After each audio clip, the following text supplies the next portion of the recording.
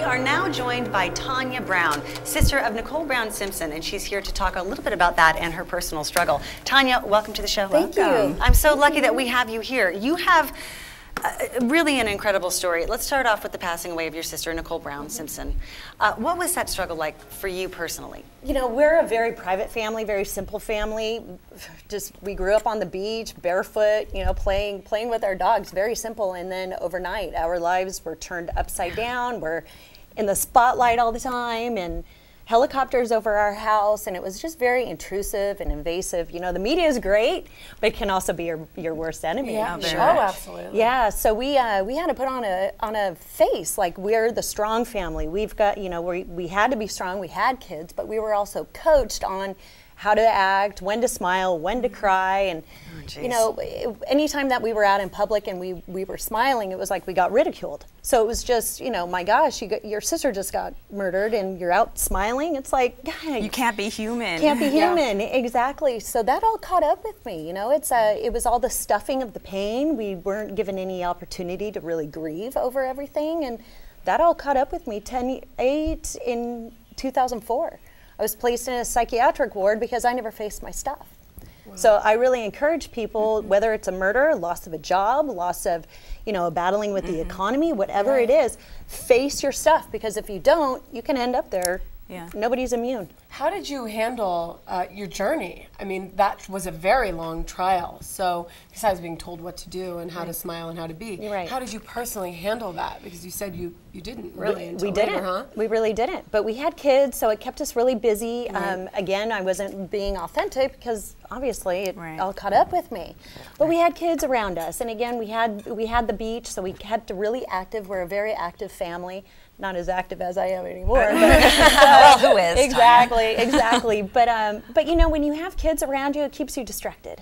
Right. Yeah. So when was it that you turned your sadness and anger into something positive for helping people? You know, it was shortly after when her abuse became admissible in court.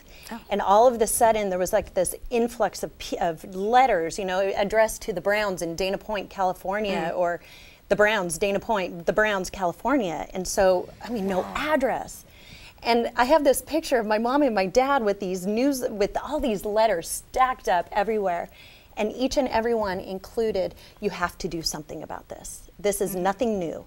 Use this platform to educate women, children, and men on domestic violence, whether a victim or a batterer. Can I ask you, did you know about the domestic violence against your sister while it was happening? No. Nothing. Nothing. So what kind of advice? Like so many people, you know, it's very secretive. It's shameful. People are embarrassed. They don't want anybody to come out and say, yeah, my boyfriend beats me, or yeah, I get beat up by my girlfriend. No, not at all. It's very shameful. So they bury it, they hide it, and yeah, she left no signs. Looking back, I could probably say, okay, well, we didn't put the shoes in the right place when we entered the house, and you know, so big deal. But when you're not educated on domestic violence, you don't know about you don't know all those little controlling behaviors. And even then, every circumstance is so different. I actually worked at a domestic violence shelter for 1.5 years just as a volunteer, and you never know what they're actually going through, because when they call, they're just talking about the circumstance right then. So you've got to just do something to help.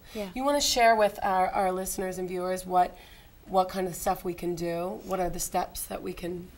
First of all, be courageous. Yeah. Be courageous. You are not, I mean, I'm going to say it right to the camera, you are not alone in this epidemic.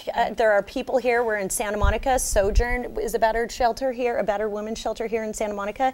In fact, I think Nicole even called Sojourn. Really? Yeah, something was mentioned in the court in the trials years ago, you know, when it was going on in 1994. That's right. I believe she had called there.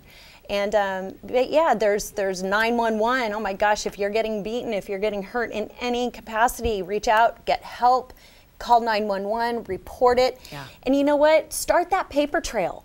Start journaling your records. Start journaling, you know, when the incidents occurred, the times, down to the detail, and hide that diary, hide that journal somewhere safe. So when something does happen to you, because character counts. Because my sister left her diaries in a safety deposit box, dating back to 1978.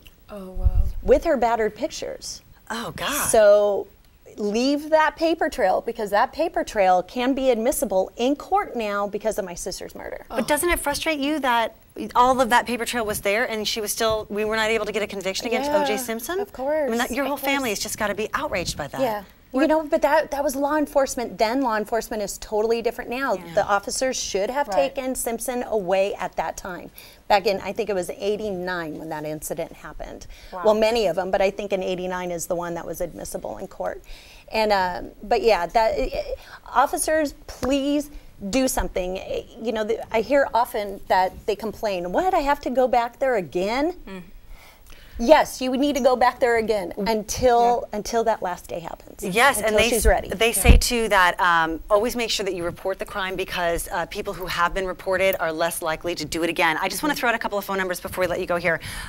In Santa Monica, if you don't call 911 and because it's happening at the time and you want to report something later, you can call 310-458-8491 and speak to the police later. Also, the Sojourn Center Shelter for Battered Women is open 24 hours at 310-264-6644. Thank you so much for joining us. Thank you for joining us.